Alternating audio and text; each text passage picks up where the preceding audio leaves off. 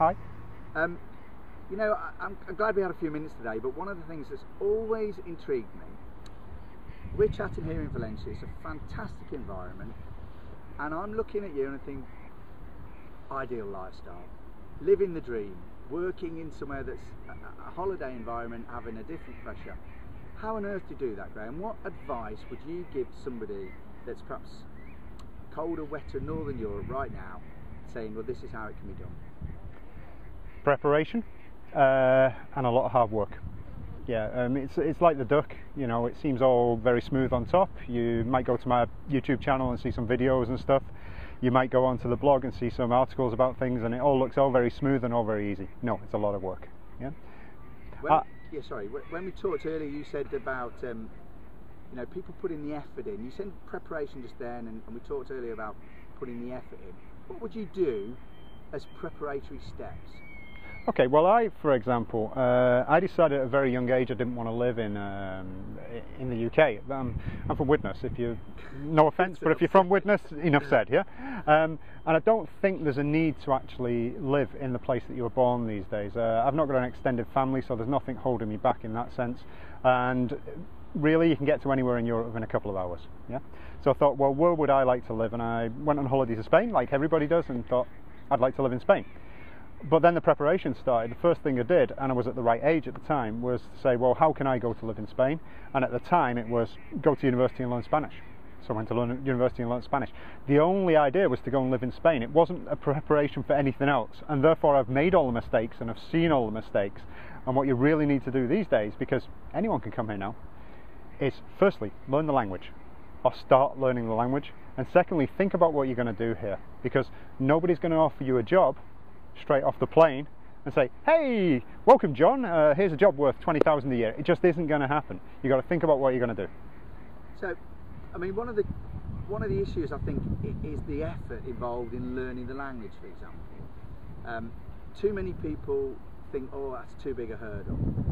If that was a doubt in their mind, what would you say to help them tackle that hurdle? Well, the first thing is the mindset. If you think that it's going to be difficult, it is going to be very difficult to learn the language. Yeah. If you actually think that you're going to be able to do this, and you surround yourself with the language, which you can do these days, you can go on the internet.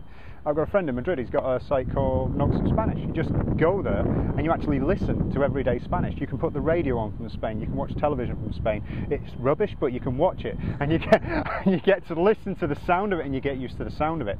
What most people do when they come here is they don't get out of the comfort zone. They live in an expat zone where they don't have to speak Spanish at all during the day. They go to the supermarket rather than going to the local shop, which means you don't have to say a word, you just check out and hand over the money, and you never actually get any practice. People say, I'm trying to learn Spanish, but what they really mean is once every 2 weeks they'll go down to the local town hall where there's free Spanish classes usually, say a couple of words and then go for a drink with 7 other Brits who are also doing the same thing, rather than actually getting to know people on exchanges and getting yourself into situations where you need to actually speak the language. You'll find in the end, you might speak in a rather stilted way, but you'll speak Spanish. Yeah, I know certainly from my experience, as poor as my Spanish is, they're very welcoming, aren't they?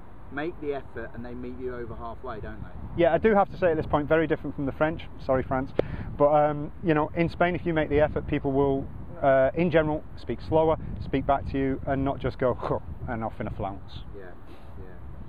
So language is one thing, but pursuing the dream, can you do it without the language? So tell me how you use technology. You can do it without the language if you are just focusing on a foreign market, or if you're focusing on a market where you can work from anywhere. We have a lot of people who come over, and because they work on the internet, it doesn't matter where they are as long as they've got an ADSL line. The house isn't important, the ADSL line, the broadband internet is the most important thing. And therefore it is possible, and I often say to people coming from the oil industry, for example, we get a lot because they spend a month on and a month off.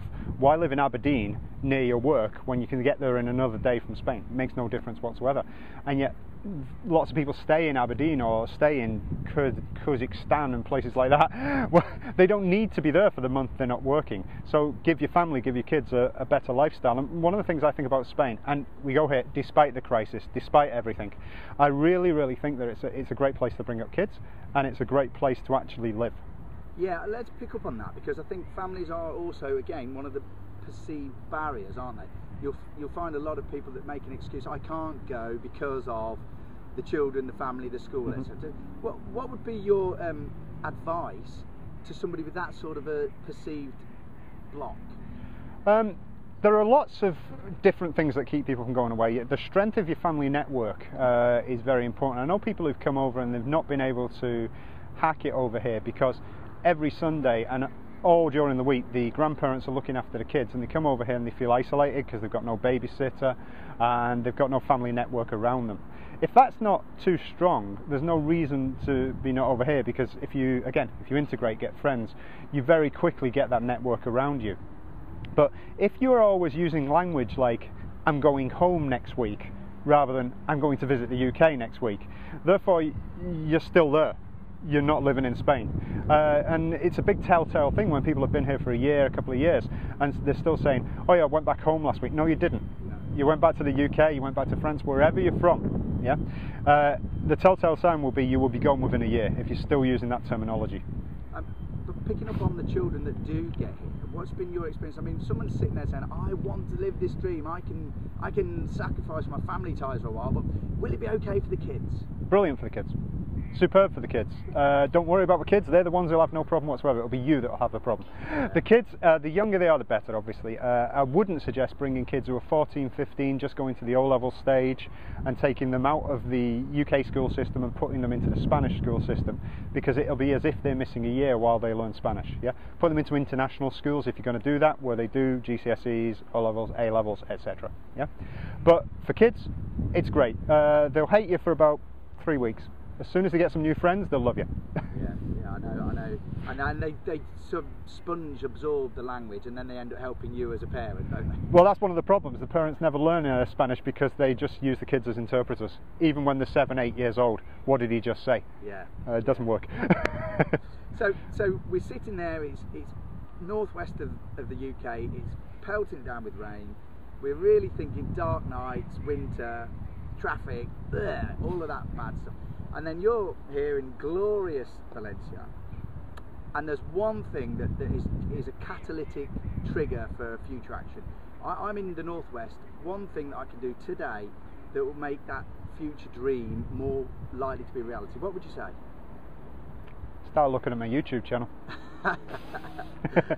Which is? It'll be all on the bottom of the screen, don't you worry. You've got to get prepared. Yeah. So, you know, take the first step, prepare yourself. Think about whether you'd like it, because in a lot of cases people have a dream because they'll come out on a holiday and they'll drink for a couple of weeks and they'll have great meals and have a great time and stuff. But that's not what living here is. Whether you're in a holiday place or whether you're in a real city like Valencia with 1 million people, that's not what it is. You've still got to live somehow. Yeah. So just think about what you're going to do, and then prepare yourself to be able to do that wherever you're living. Yeah. And it's not all fabulous here because there's flies. There's a fly which is really doing my head in at the moment. But okay, some practical steps there. Yeah. Preparation, obviously, with a lot of things. I just want to ask you one other thing when it comes to some people worry about money, some people worry about whether they'll have enough. Obviously, provision of income is crucial. But do you need the same here? Is it on a practical level? If I was sitting at home in the northwest budgeting and thinking, well, how much do I have to earn? What would you say? Forget the northwest. Let's talk about the southeast. Yeah, okay. I was on Twitter yesterday with somebody who's a buying agent in the southeast of England. 1 bedroom flat rental, £1,500 per month in London. I said, well, they could come over here and get a 7 bedroom house for 1,000, for example. And you know, as long as it's got an ADSL line, broadband line, you know. And regular flights. And regular flights. I mean, you know, the money you're saving on the rent, if you can arrange that you've got a remote working agreement in your work, for example, there's no reason that you have to be stuck to a certain place, especially like, I mean, this was on the edge of Croydon. We're not exactly talking in the middle of, you know, luxury or anything. 1,500 quid a month for a 1 bedroom flat on the edge of Croydon. There are better things to do in life, I'm sorry. Yeah, well,